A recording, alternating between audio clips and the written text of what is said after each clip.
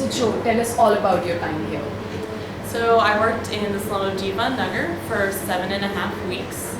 I primarily taught English, but I also worked with some of the college youth on a project-based justice program in which youth identified issues and conflicts in the slums, and then we worked on leadership and empowerment so they each had their own project and incorporated their learnings about these topics into setting up small projects in the slums.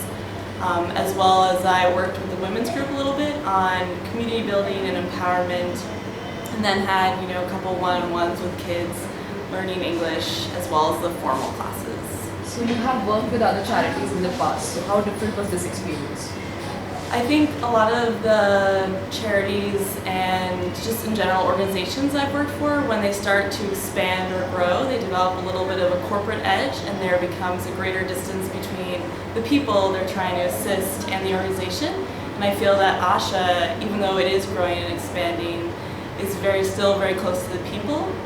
And I feel that Asha builds its relationships, all of them, as if people are family. And that keeps the organization at a very sustainable grassroots level where people have a sense of belonging that's very empowering, and I think it spreads a lot easier than the model of becoming more of a corporate organization, and it also becomes stronger as people are empowered as part of a family and part of a wider community. That's just so nice to hear from you.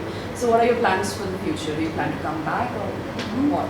So I'm hoping to come back to Asha. I hope to do more leadership and justice work with the youth. I found that very exciting, what their projects were doing, especially I think sometimes youth want to just leave the slums, and these youth they also want to leave the slums, but they were participating also in a way where they wanted to help the slums. And I think the strongest point of change for the slums are the people actually changing their living situation.